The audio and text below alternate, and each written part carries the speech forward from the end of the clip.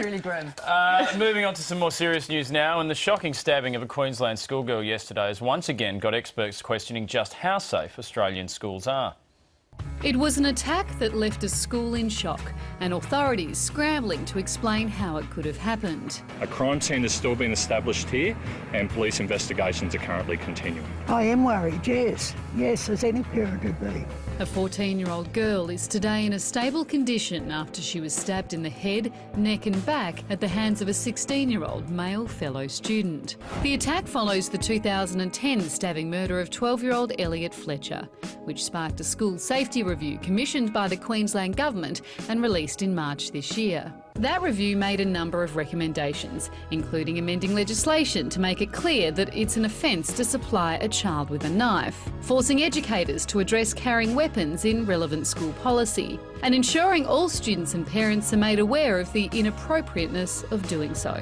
The problem is, those recommendations are yet to be adopted. If someone's going to undertake a premeditated attack, then I don't know if just banning, knives in schools is really going to deal with that situation. So what is wrong with the world when sending our kids to school can end in tragedy?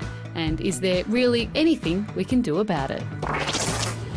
Dr Michael Carr-Gregg is a child and adolescent psychologist and worked with the Queensland Government after the 2010 attack. Michael, the question a lot of people are asking today is simply, why does this sort of thing happen? Charlie, you've just got to understand teenage brains. They've got 100 billion brain cells, 1 trillion connections, and they're not all wired up yet. A unique characteristic of all teenagers is an inability to predict the consequences of your actions. This was just a brain fade, very sad, random and chaos happens, sadly. But mate, it's not just teenagers who are stabbing people. I mean, people a lot older also stab. Aren't some people just violent? Dave, they are, but the adults, say the 40-year-olds who are violent, they basically have deranged cognitive controls. With teenagers, the cognitive controls just aren't there yet. They're all accelerator and no brake. Now, Michael, we heard that the Queensland Government commissioned a report into knife culture in schools in 2010, but it hasn't been acted upon. What's that about? The report was ordered by the previous minister when he was in caretaker mode. So the current minister, John Paul Langbroek, hasn't even had a chance to look at it yet.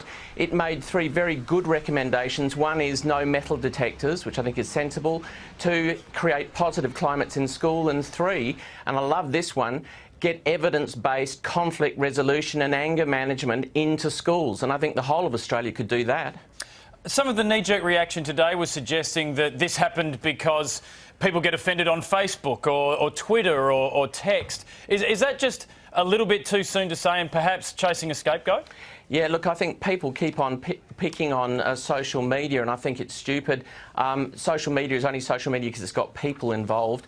Facebook's just an 800 million electronic campfire around which people sit and people do and say stupid things. You make it sound a lot more beautiful than it is. Thank you very much, Michael. Great to talk tonight. Pleasure. You've just come back from working in the UK for a long time. Is it a big problem over there?